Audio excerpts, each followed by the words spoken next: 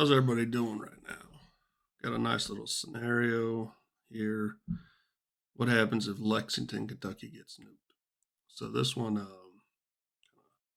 personal to me, I live in Kentucky, and so I've kind of actually mapped out. Um, I I have several work locations. I have office locations all across the state and into a couple other states. But my main location is in Lexington, and I live south of Lexington. So what I kind of mapped out and placed people in this nuclear war simulator along different routes for my work, office location, plus two of my favorite places to eat in Lexington, one of which is Goodfellas, and the other is Panda Cuisine. So, if you like New York style pizza, Goodfellas or Grimaldi's are your two closest places to get it. I love New York style pizza. Here we go. Went ahead and tested out 750 kiloton yield Satan missile from the Russians. They were to detonate at 500 meters airburst over Lexington. And you see clearly, if I was eating at two of my favorite establishments, I would not survive. Whether I was in the building, whether I was on foot, or in a car. So calculating some of the casualties, and so it says 236,000 deaths. Fallout pattern heading east. So with the bomb and where I'm located, most of my route, that means it would be not good. Clearly, you see here on foot, moderate injuries from glassing debris, third-degree burns, serious radiation sickness, fatigue, death likely within 2 to 4 weeks. But I was killed in the fires anyways. So even if the fires didn't get me, hemorrhaging, the vomiting, the diarrhea, infections, and everything else would. And good luck getting medical care. It would be non-existent at this point.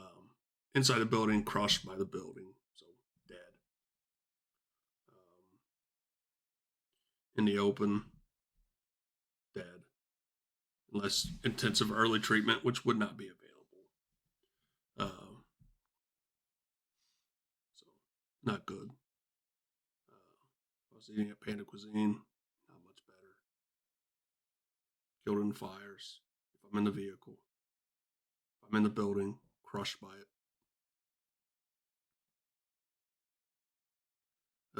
Near my office location, dead.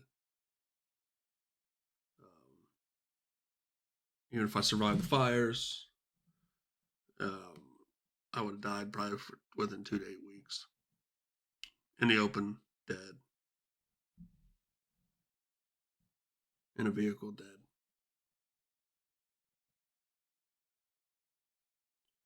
So on my route, if I'm driving down I-75, the Outlaw Expressway, possible survival, but very likely to die without some serious medical treatment, which wouldn't be available. Now, once I got south of that point, chances of survival goes tremendously up. So would be injured, would be survivable, at least early on. And then as I approach the Richmond area, not going to have any immediate impact. Other than the fact that I wouldn't be returning to work the next day. So that was an air burst at 500 meters with a 750 kiloton Satan missile. Going to run the same thing, but now I'm going to do a surface burst. Generally speaking, in the simulations at least, surface bursts tend to produce a little bit less casualties. But I'm going to use the same missile type. And so kind of float around a little bit. I toyed with the idea of dropping a Zob Bomba, the 50 megaton, which is the largest one ever tested. But truth is, that was never a viable delivery system for the Tsar Bomba. You're not going to strap that to an ICBM and send it across halfway across the world. So, surface burst in this one. Let's see here. what you're going to see is a very similar pattern to the last one. The casualties are going to be slightly reduced. So about 232,000 deaths. You're looking more in the sub 200,000, 181,000. Still, obviously, a significant amount of casualties. Fortunately, Goodfellas, at least I died having a good slice of pizza and a beer. So there's that. But dead. Panda Cuisine, my favorite Szechuan chicken. It's dead, but at least having a nice succulent Chinese meal to go out with. I mean, that makes it worthwhile. At least, they're at the office. Maybe a slightly better chance of surviving, but still very unlikely. This very odd-looking individual dead. Love the bloody vomiting and diarrhea. Driving home, again, slightly better chances.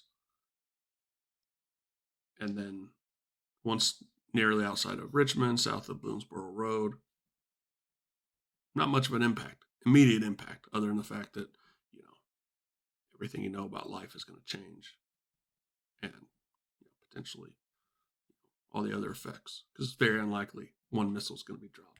But just testing the immediate effects of Lexington, Kentucky, if it was targeted by a nuclear weapon.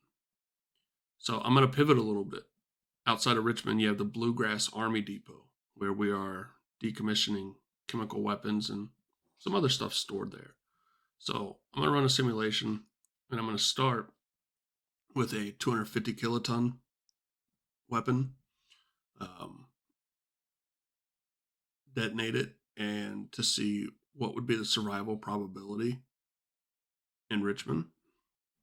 And there's almost zero chance, especially at a 250 kiloton warhead, that anything in Lexington proper is going to be affected, but still want to check it out and see. So one of the things, as opposed to in Lexington, with the fallout pattern and the wind pattern this day, most of the fallout is heading east. So that does greatly increase your survivability. And as does you see in this situation, the more protected you are, the better your survivability. In a basement, in a building, even in a car, you're better off than being out in the open. So when it talks about survivability of a nuclear blast, if you're at ground zero, even at ground zero, even if you're at NORAD, you're not going to make it, more likely, depending on the size of the warhead. To be able to survive at ground zero with any type of significant nuclear warhead, it would require extensively being underground. If you've seen NORAD and you've seen how it has like the giant shock absorbers and everything else, they even say they're not going to survive a direct blast. Having said that, outside of that immediate ground zero, the probability goes up the further out you are, depending on the pattern of fallout, depending on if it's surface burst or air burst, on the amount of fallout, the more protected. But if you're not at ground zero, and if you're in a brick building or something, your chances of survival go way up. So even there, going to a 500 kiloton, still showing it very survivable on the the western part of Richmond. So now I'm going to go back to the Satan, the 750 kiloton. Still over this general vague Bluegrass Army Depot area. Let loose. See already more of an impact. On the sim, now we're up to 58,000 casualties. Richmond's obviously just a much smaller city than Lexington. I would say Lexington itself is really just a glorified town. This one, probably dying if I'm in a vehicle there, kind of driving down Barnes Mill. It says without intensive treatment, which you're not going to get. There'd be way too many casualties, way too many injuries. It'd overwhelm the medical systems. But, again, in a house, just there, not just a few miles away. Survivable in the short term. Again, a lot of people there's the kind of impression that it's end of the world. Not end of the world, just a significant, big impact. More bombs that go off, more of an impact. But there's nothing to say that it's not survivable.